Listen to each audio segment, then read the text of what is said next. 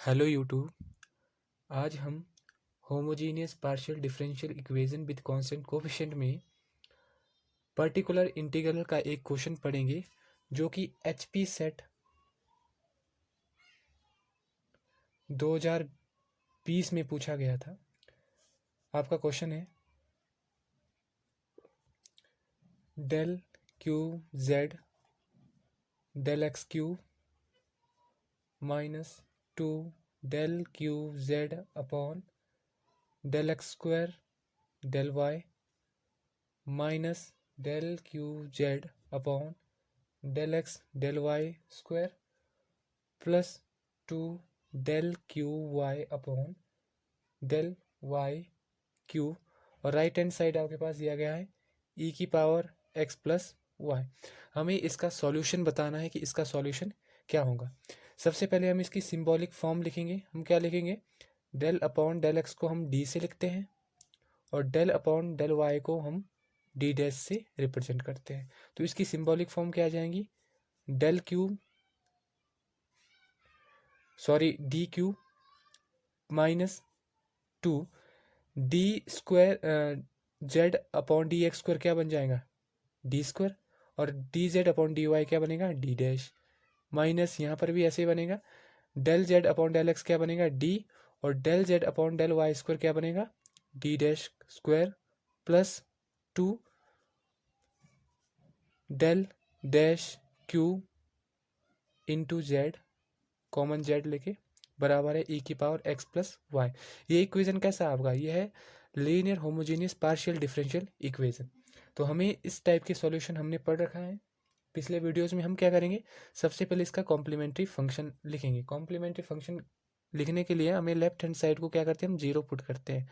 D q minus 2 D square del dash minus D D dash square plus 2 D dash q बराबर है 0। हम इसकी auxiliary equation find करने के लिए क्या करेंगे? डी को पुट करते हैं हम m और डी डैश को पुट करते हैं 1। तो जो इसकी ऑक्सिलरी इक्वेशन क्या आ जाएंगी? डी को m पुट किया तो m क्यू माइनस 2 डी की जगह m तो m स्क्वायर और डी डैश की जगह 1 माइनस डी की जगह m और डी डैश की जगह 1 का स्क्वायर तो 1 ही हो जाएगा प्लस 2 डी डैश 1 का क्यूब कितना हो जाएगा? 1 हो जाएगा बराबर है 0। तो आपके पास एम क्यू इक्वेशन बन जाएगा m q minus 2 m square minus m plus 2 बराबर है 0। ये आपके पास कैसा पॉलिनोमियल आ गया? क्यूबिक पॉलिनोमियल आपके पास आ गया। क्यूबिक पॉलिनोमियल को हमें सॉल्व करना आता है। हम क्या करेंगे? सबसे पहले यहाँ पर एक रूट ढूंढेंगे। मान लीजिए अगर मैं m की जगह कितना रखता हूँ? -1 रखता हूँ। तो -1 यहाँ पे रखा, -1 cube minus 2 -1 square minus -1 plus 2 तो कितना हो जाएगा? 1 का -1 का क्यूब -1 रहेगा माइनस 2 -1 का स्क्वायर 1 रहता है plus minus minus minus plus 1 plus 2 तो यहाँ से कितना आ जाएगा? 0 आ जाएगा। तो जब आप m को -1 रखते हैं तो ये इस पॉलिनोमियल को 0 कर लेता है। इसका मतलब क्या है कि भाई m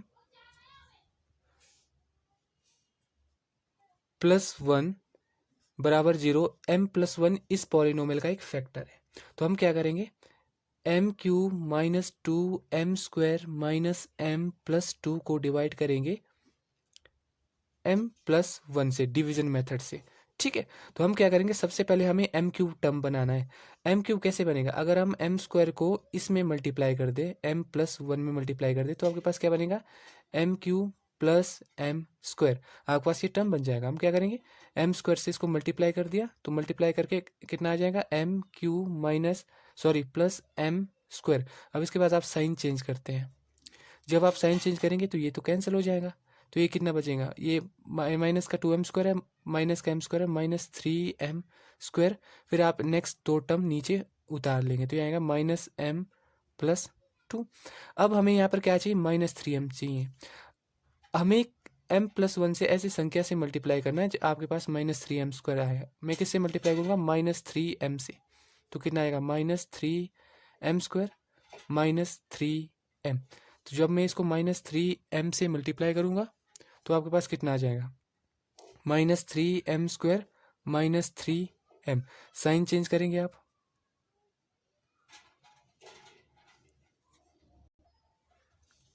3m² से 3m² कैंसिल हो जाएगा, -m + 3m तो कितना हो जाएगा 2m + 2।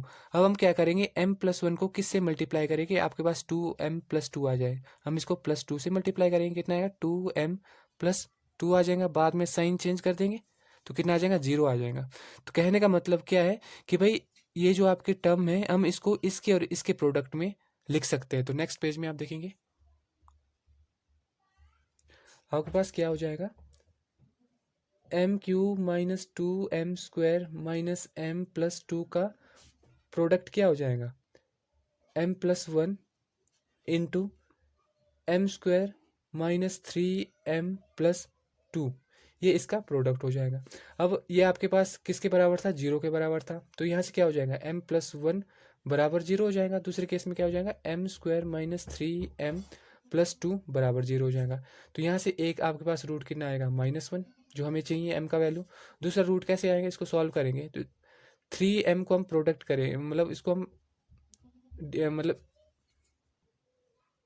इसको हम ब्रेक करेंगे तो कितना आ गया आपके पास, -2m - m + 2 बराबर 0। आपको इस टाइप का पॉलिनोमियल को सॉल्व करना आपको आता है, ठीक है। हम यहाँ से m कॉमन लेंगे, कितना आएगा m - 2। फिर यहाँ से दोबारा से -1 कॉमन लेंगे, कितना आएगा m - 2 बराबर 0। तो यहाँ से कितना आएगा m - 1 m - 2 बराबर है 0। इस तरीके से आपके पास आ जाए। यहाँ से आपके पास m का वैल्यू कितना आ जाएगा, बराबर है -1, और यहाँ से कितना हो जाएगा m का वैल्यू 2 आ जाएगा।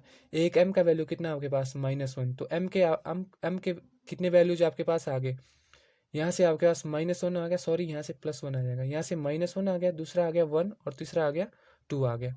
हमें पता है कि भाई अगर आपके पास homogeneous linear partial differential equation है तो उस कॉम्प्लीमेंट्री फंक्शन में अगर आपके पास m1 m2 का वैल्यूज आ गए, ये m1 हो गया आपके पास, ये क्या हो गया m2 हो गया, ये हो गया m3 हो गया, ये 3 डिफरेंट रूट है। तो कॉम्प्लीमेंट्री फंक्शन कैसे आ जाएगा आपके पास, phi1 y + m1x + phi2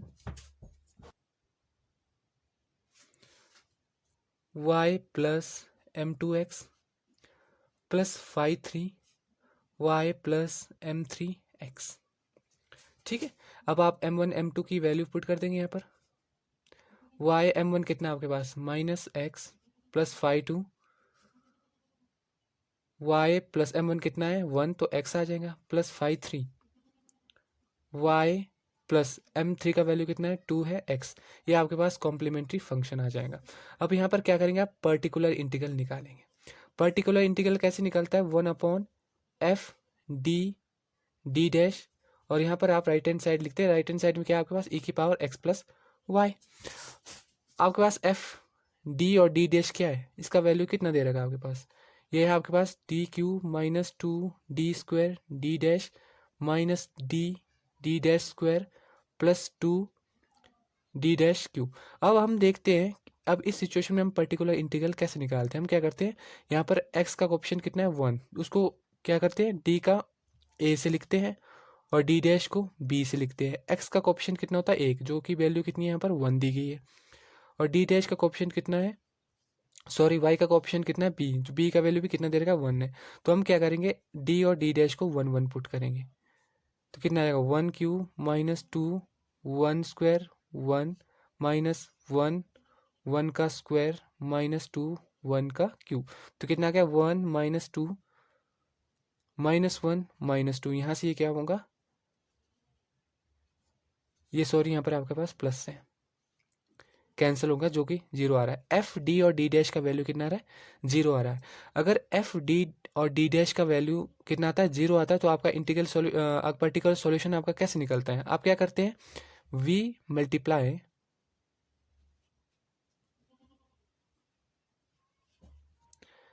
x in numerator and differentiate, और हम डिफरेंशिएट करते हैं denominator with respect to D. अगर आपके पास एफ डी और डी डैश का वैल्यू कितना आता है, 0 आता है, तो आप पर्टिकुलर सॉल्यूशन में क्या करते हैं, एक्स नोमिनेटर में मल्टीप्लाई करते हैं और डिनोमिनेटर को with respect to D differentiate करते हैं। क्योंकि यहाँ पर आपके पास एफ डी डैश का वैल्यू 0 आ गया, तो 1/0 कैसा होता है, इन्फिनिटी होता है। हम क्या करेंगे, न्यूमिनेटर में एक्स को मल्टीप्लाई करेंगे, डिनोमिनेटर कितना है आपके पास, डिनोमिनेटर है, सबसे पहले आप लिखेंगे, इसको पूरा ही लिखिए, D q minus 2d² D dash minus D dash square plus 2d dash Q. यहाँ पर कितना है आपके पास, e की पावर x प्लस वाई। ठीक है, हम क्या करेंगे, न्यूमिनेटर में x को मल्टीप्लाई करेंगे, डिनोमिनेटर को डिफरेंशिएट करेंगे विद रिस्पेक्ट टू 2। इसका डिफरेंशिएशन कितना होगा, 3d² माइनस 2, अब इसका डिफरेंशिएशन कितना हो जाएगा, 2d, d² का 2d डिफरेंशिएट होगा, बाकी कांस्टेंट है सेम रखेंगे आप, माइनस इसका डिफरेंशिएशन कितना हो जाएगा, डी डैश का स्क्वायर, क्योंकि डी का डिफरेंशिएशन 1 हो जाएगा, प्लस यहाँ पर आपके पास डी का टर्म नहीं है, तो इसका डिफरेंशिएशन 0 हो जाएगा, e की power x plus y as it is. अब नेक्स्ट स्टेप में आप क्या लिखेंगे, x/3d² minus 2 cross 2 4d dash minus D dash square e की पावर x प्लस वाई। अब आप क्या करेंगे, d के जगह पुट करेंगे 1, क्योंकि x का कोफिशिएंट 1 है, और d डैश के जगह पुट करेंगे वैल्यू कितनी, 1, क्योंकि y का कोफिशिएंट भी कितना है, 1 है। ठीक है, तो नेक्स्ट पेज में आप देखेंगे, आप क्या करेंगे, d की जगह पुट करेंगे x का कोफिशिएंट कितना है, 1, और d डैश के जगह पुट करेंगे y का कोफिशिएंट जो कि भी कितना है, 1 है। तो आप पुट करेंगे यहाँ पर x/2 1² d की जगह 1 माइनस 4 डी की जगह 1 और डी डैश की जगह भी 1 माइनस 1 का स्क्वायर, डी डैश की जगह 1 पुट करेंगे, और बाकी e⁻x प्लस वाई सेम ही लिख देंगे। ठीक है, तो कितना हो जाएगा आपके पास, x/2 minus 4 minus 1 e⁻x plus y, तो बराबर कितना आ जाएगा, x/2 minus 5 e⁻x plus Y, जो कि कितना आ जाएगा, -1/3 x e⁻x प्लस वाई। आपका पर्टिकुलर इंटीग्रल कितना आ जाएगा, -1/3 x e⁻x प्लस वाई। ये आपके पास पर्टिकुलर इंटीग्रल आ जाएगा। अब देखिए जरा, अब आपने कंप्लीट सॉल्यूशन लिखना है z(x,y). अब कंप्लीट सॉल्यूशन कैसे लिखेंगे, सबसे पहले आप कॉम्प्लीमेंट्री फंक्शन को लिखेंगे। कॉम्प्लीमेंट्री फंक्शन कितना है आपके पास, 5(1) y माइनस एक्स प्लस 5(2)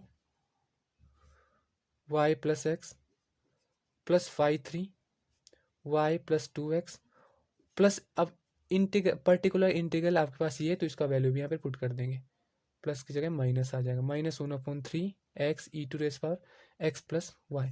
ये आपका क्या हो जाएगा, सॉल्यूशन हो जाएगा।